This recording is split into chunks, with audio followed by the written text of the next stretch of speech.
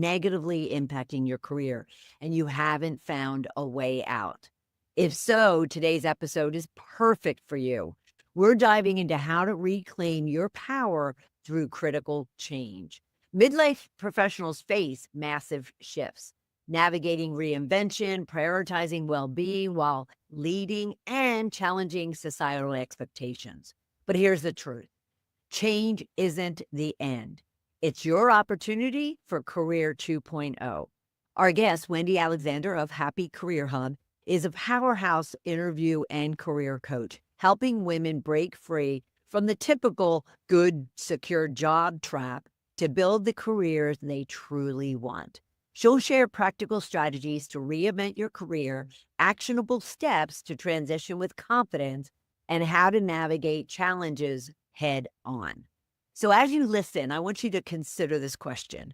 What's one change you've been avoiding to make that could lead you out of the darkness and into the brilliant light of your career and life? Let's dive in.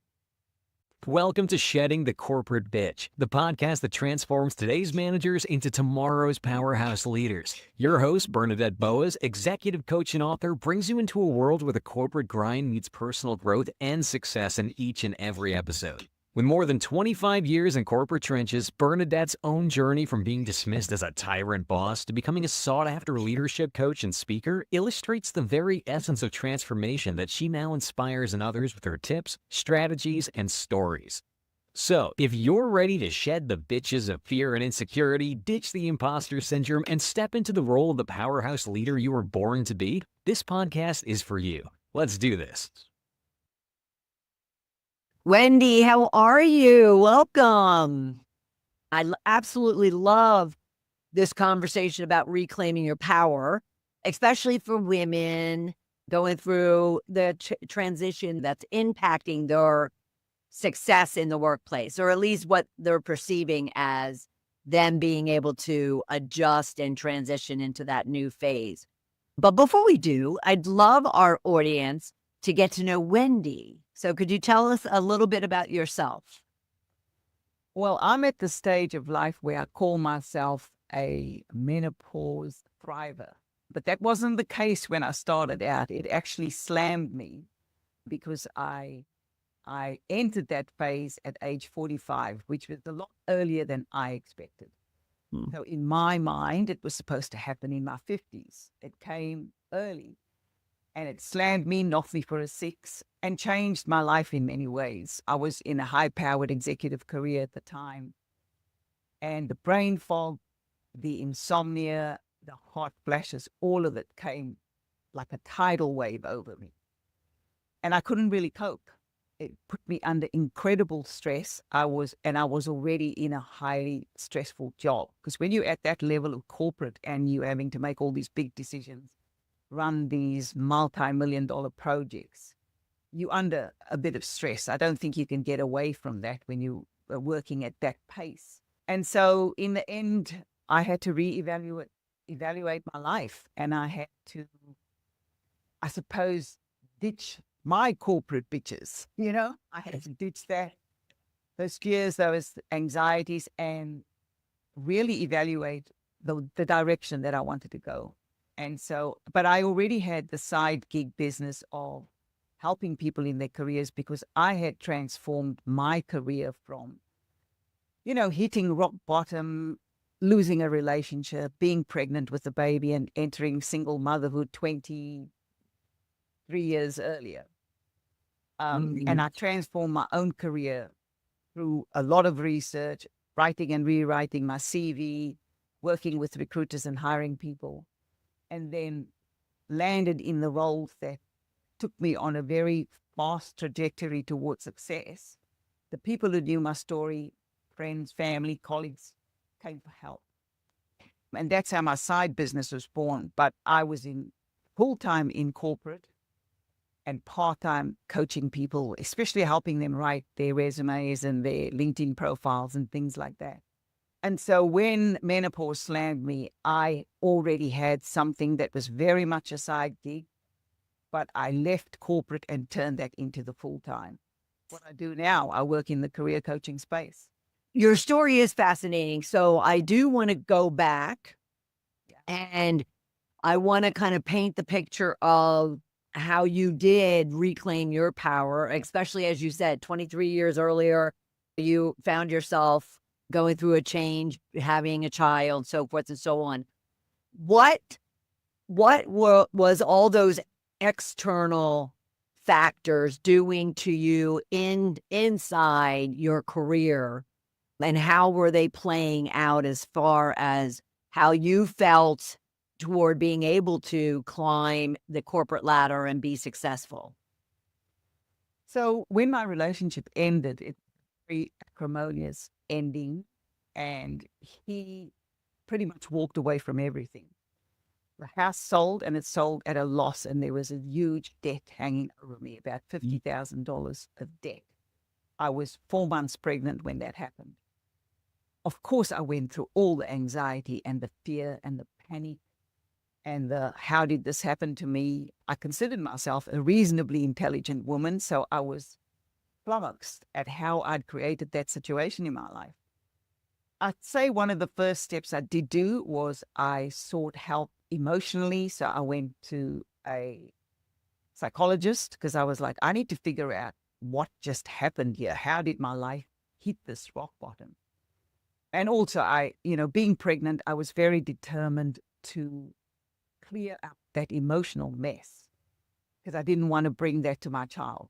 Sure. There was that factor driving it. But then when I looked at the reality as well, there was this debt over my head. My income was about to stop because I was going to go on maternity leave in 4 or 5 months. And so the panic set in and I was going through a roller coaster of emotions. And I will say that I call it doona diving. I doona dived, where I was hiding away from the world for a while. Didn't want to know, didn't want to face the reality. But eventually I had to emerge from that doona because reality was income was going to stop. There's a baby on the way. I need to sort my life out. And so one of the first places I started was an opportunity came. I had the baby. So my parents, I actually moved back home with the parents and they supported me through the birth of my child. And then I got a phone call from one of my ex-bosses and he said, I need someone to come back and help me with this project that's in trouble. And he said, I was told, so this was a new boss. He was told by my ex-boss that I was the person. Get in touch with Wendy. He said she's on maternity leave. And so I saw that as an opportunity. He rang me, wanted me to come back early. And I said, I'll come back early if I can have these conditions. And my conditions were, I'm going to work from home most of the time because I have a daughter, a young daughter, an infant. And I'll come in 1 day a week and have all my meetings on that day. And then I'll do the rest of the work from home. And he actually agreed to that. So here was one of the first things I learned about claiming power was to ask for what you need, to ask for the support you need. Awesome. Because a lot of people don't do that. People Right. often think, they get in situations and they think that they can't ask for help. Right. Or they don't ask for help. There's a lot of cases where people are too filled with pride or they're sometimes too ashamed of the fact. Now, I was all of those things. I was ashamed. I was embarrassed that I had allowed my life to get so messy. But I couldn't wallow in that.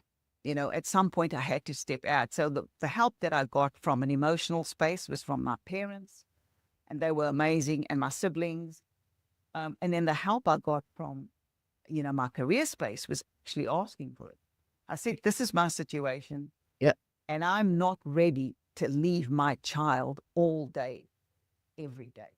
Yeah. I want to be a present mother. And so I ended up negotiating this arrangement with my boss and started back in corporate.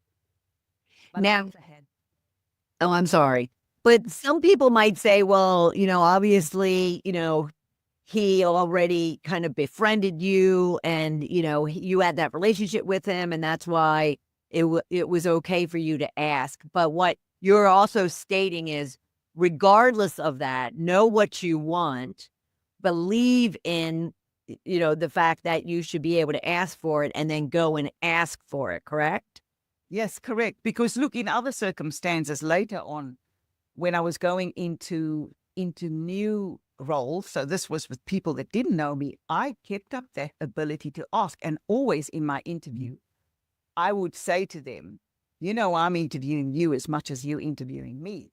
And I need to know that this is going to be a mutually beneficial arrangement, working arrangement.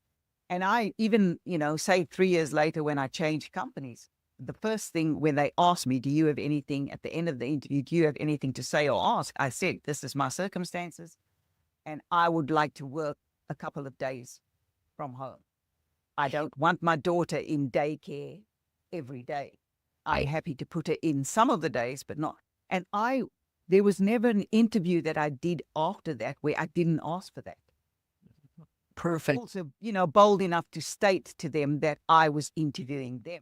Right. Because they were interviewing me and that the arrangement had to work for both of us. Sure. Things I've seen and learned in the corporate world is that if the arrangement doesn't work for both parties, then the relationship is untenable after a while.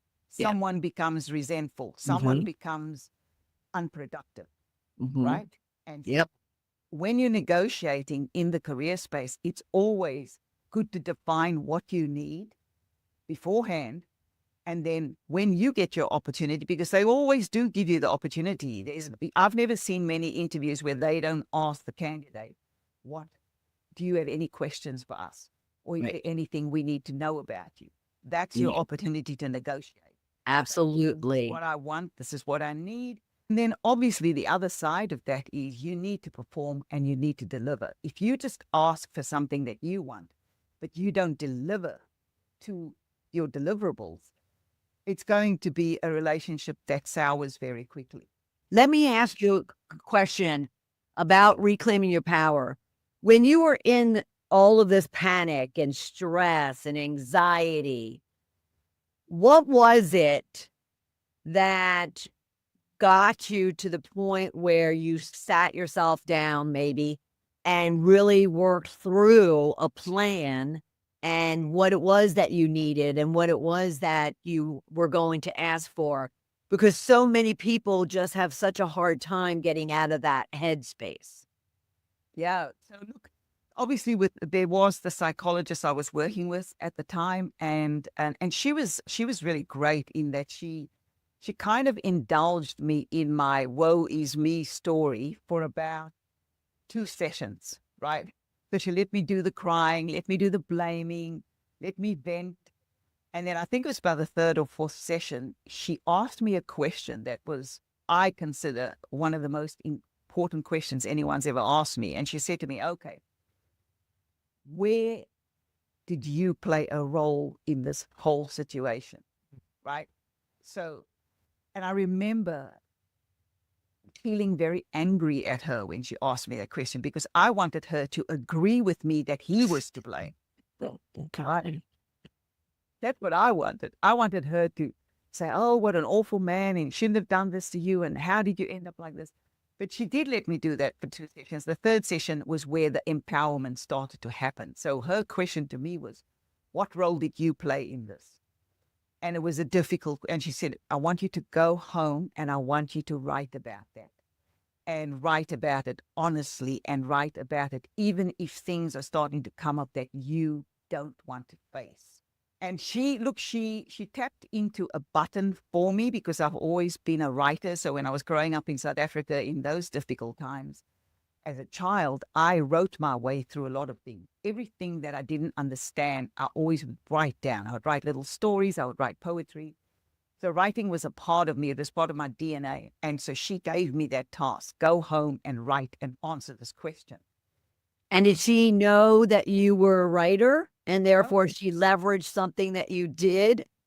No, she didn't actually. She didn't. I don't think we got into that part because a lot of the sessions were all about me getting that emotion and that pain out, the first 2 or 3 sessions. And the 3rd one, it was at the end of the session where she said, this is the question I want you to answer and go and write about it. Because she said there's something about writing out your emotions and feelings, right? So I did. And for me, writing has always been the way I process everything. And I love words. But this time I had to write unfiltered. So it wasn't about manipulating and using words to tell a story or something. It was just about actually digging. Mm-hmm. And I realized that there was power in that because as I was writing, and there was anger, and there was even anger at her because I remember writing, how dare she ask me a question like this? He's to blame. That was kind of how I started it. But as I wrote and as I became more and more uncensored in my writing, I started to see that there were patterns there. There was stuff in me that, there were self-esteem issues. I'd grown up as a woman of color in South Africa. That came with all its baggage with me to Australia. Sure. Unresolved issues of worthiness and so on and so on. I mean, they were all coming up in my writing. And then I suppose I had a daughter and she was an infant, and I would look at her like, I don't want this for my daughter. I do not want to be an example of victimhood. It really came up really strongly for me. Yeah. And I remembered, my father used to say when we were younger, when we were growing up in those difficult times, he used to say, you can be a victim of life or you can be a victor of life.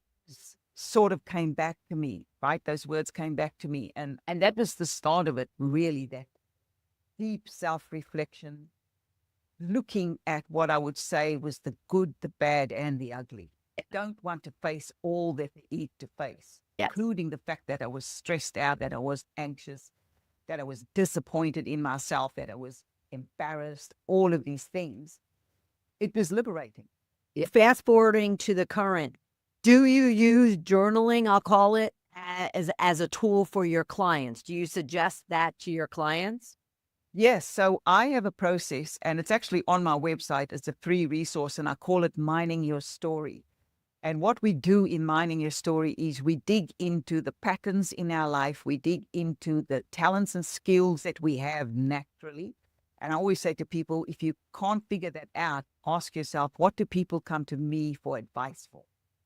Because within that lies a clue to some of your potentially hidden talents that you haven't even acknowledged, right? Yeah. So for me, people always came to me for help with writing because they knew I loved words.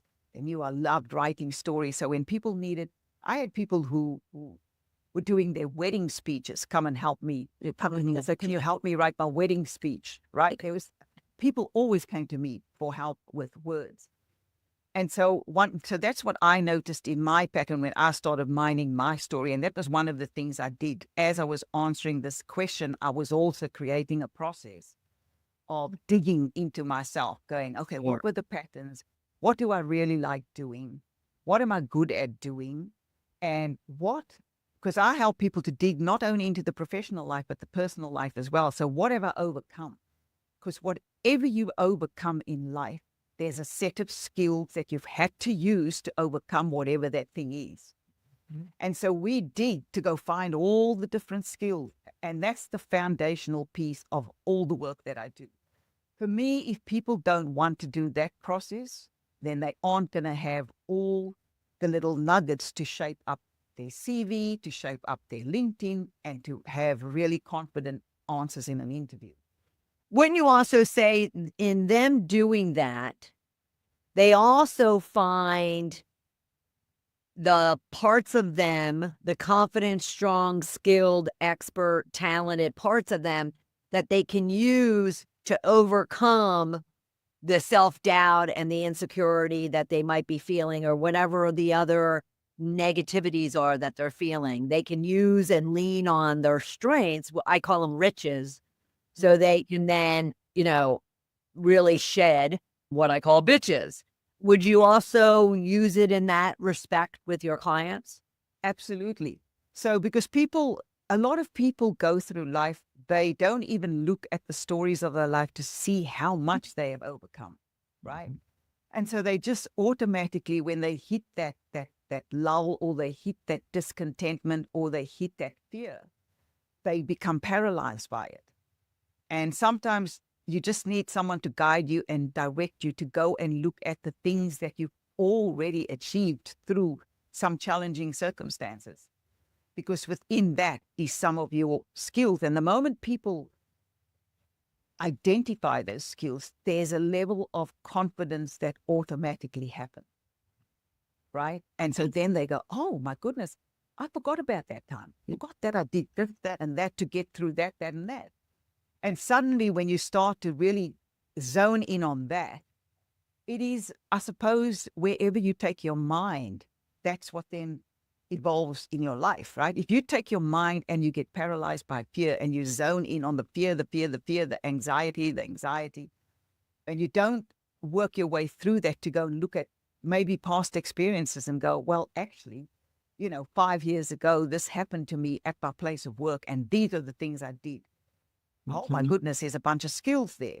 And this is the kind of thing I help people identify. This is very strong foundational pieces, because the moment you have that, you have got everything you need to now frame up on a resume, on a LinkedIn profile, and really brand yourself, with your own level of resilience, your own level of confidence, and your own gems of achievements, because everybody's achieved somewhere in life. Absolutely. And the fact that we're still alive, we've achieved and learned and gained something. So let's also go moving forward. Let's talk about the whole menopausal, postmenopausal impact and for understanding from both women and for the men, as far as what was your experience and what was the impact of it?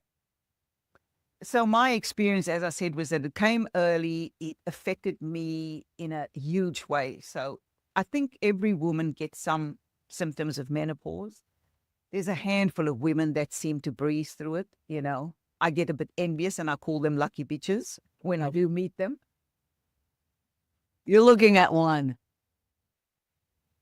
Yeah. Because most of us have a level of symptoms. I felt like I was very unlucky in that I got pretty much everything. So there was the hot flashes, insomnia, severe hot flashes that came with severe nausea. And so I would often be sitting in these exec meetings at work, and then the hot flash would hit, and I would have to race out of the meeting room to the bathroom. It was embarrassing, and because I didn't know how to talk about it, because at that time I was the only woman sitting on the executive level, right? Leadership. And so it's like, how do I even bring this topic up with these men? And they would look at me strangely. And I would come back and kind of make a joke and say, I've just had a moment. That's what I would call it. I've had a moment. And I know that, I look back and I go, that wasn't very empowering, because it didn't help the women behind me, coming up behind me. And that was why I became quite passionate about it as through it when I left corporate, because that was the other thing. Look, I was probably ready to leave corporate at that stage. I was feeling quite discontented in my work. The only thing I still loved about my work was mentoring my staff, right? So I had a bunch of staff people who reported to me, and I was helping them grow in their careers and mentoring them. Everything else in my life or in my job was about technology and project, and I was bored to tears with it. So I was ready from that mental perspective. And then when menopause hit and all the physical symptoms came, and the stress came because I wasn't sleeping, my stress was compounded. I made the decision to leave, right? And so I wasn't the person that probably pioneered some of the change within the workplace at that time.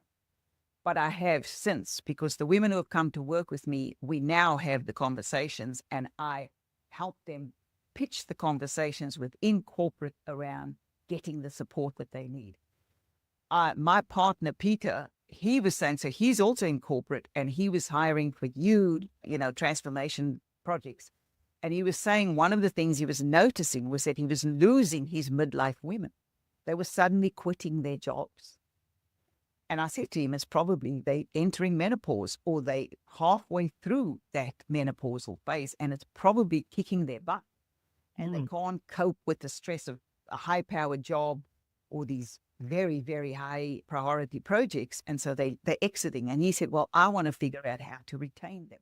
And so I started having conversations with him around that as well. And he's been having that conversations within his place of work. So that's where the men came into it.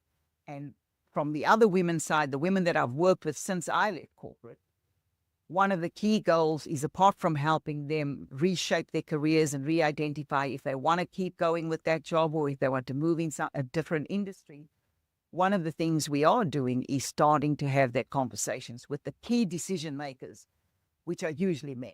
Yes. A lot of the executive leadership team is still dominated by male. And it's interesting that I think because that conversation has now been opening up, I'm seeing that there's a lot more interest, and a lot of these men are actually using it to understand their partners, because sometimes they've been at work, they have a midlife wife or partner at home who's going through these changes and they don't know what's hit them.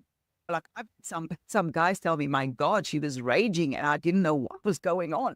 I'm like, wow, you were so nice like 5 minutes ago. What happened? I'm curious, what transition or what change do the men go through? And do they ever kind of collide as far as the fact that they bring they bring all of that into the workplace as well? And do they have any real empathy around what the women are going through because they're going through something as well? I think that I know if I speak from my partner's point of view, he only really understood the mindset and what was going on because I started journaling and then I wrote the book. I wrote this book, Internal Uprising.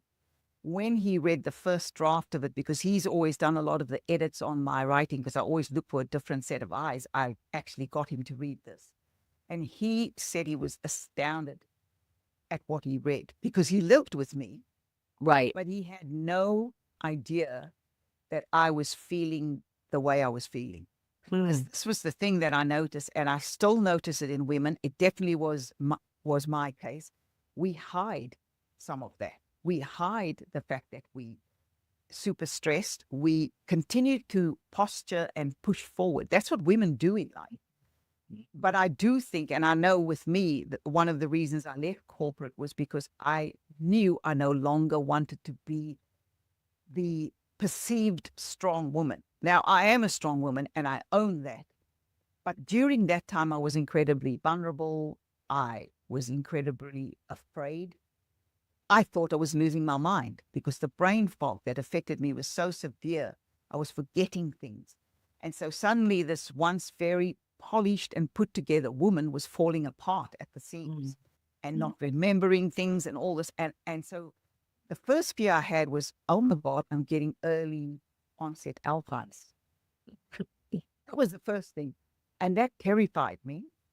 But then when I started working with the GP and I actually went to see a naturopath, I started to realize, no, this is a symptom of menopause and there's ways to deal with it. And one of the first things I needed to do was get my sleep under control again, right? So there was all that side happening, the physical side that I had to sort out. But I think with women, we posture, we put on the good face. We do that not just through menopause. We've done it our whole lives. Women, Right. when they stressed, when they, struggling even through pregnancies and things like that, when they're raising children and they finding certain days difficult, we continue to push through. That's what we do. We wired that way.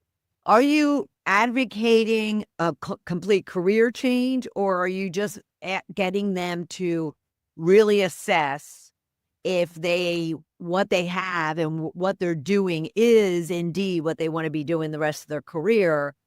But you're not saying, women should make a complete career change as they go through these transitions. It's a matter of them taking time to really assess. They're mostly to assess the level of support that they feel they're getting or that they need. Because there's some women that I've worked with who love their career, but they're working long hours. They finding themselves getting exhausted at 2:00 in the afternoon or at 3:00. And they're like, I can't cope. This exhaustion just comes over me and things. So one of the conversations I help them have in the workplace is go to the HR department and go to the decision makers and find a way to get support. And that support in some cases has had women initiate a quiet respite room that women can go to at 2 o'clock, at 3 o'clock, and just recharge. That they Right. can maybe even go have a nap. Right. Because who says you can't work throughout the day if you get to take, a half an hour nap just to recharge, or you can go Sure. into a room and just be mindful and do some mindful meditation for half an hour or something like that. Right. So Right. these are the types of conversations that I'm helping women have in Yeah. the workplace. So the women who love their careers, no, I never encourage people to leave, because but the other thing that can happen if you leave and you haven't got the financial backing and savings, you're going to put yourself under more stress. Sure. There's Yes, always absolutely. financial challenges to deal with, right? Mhm. For me, it's like, if you can make it work in your workplace and you really love your work, then make it work. But that Yeah. means being brave. We got to step forward. We got to champion our causes as women, and we have to ask for support that we need. And that's the reclaiming your power. Reclaiming your power is all about identifying what you need and going to get it, and sometimes going to ask for help getting it And not apologize for asking. unapologetically. So I'm curious, you held up your book, and you can do that again if you'd like. For those at least watching, Internal Uprising is her book, and you can get that at happycareerhub.com, her website. Now, could you share with us a little bit about what it is and how they can benefit from it? I would say the first half of the book is about my very difficult struggles with menopause, parallel to me trying to figure out my next move in my career. And then probably the second half of the book is about what I did, how I changed, how I left corporate, how I got ready to make the change. Because one of the things I will say is I don't encourage women to just walk out of a job. I don't want to put women to be putting themselves under financial stress. Right. So you need to have a plan. You need to even save and know that you're covering yourself. But sometimes it isn't the case of women leaving, because some women want to leave to start their own business. And I always say, have a backup plan and have a financial plan to support that. But for other women, it's about, they just want to change. They want to, someone might have been, and I'm going to make up something here, someone might have been in corporate for many years and find they want to go to a non-profit organization. They want to work in the community, right? So that's just a case of reframing your skills and transitioning.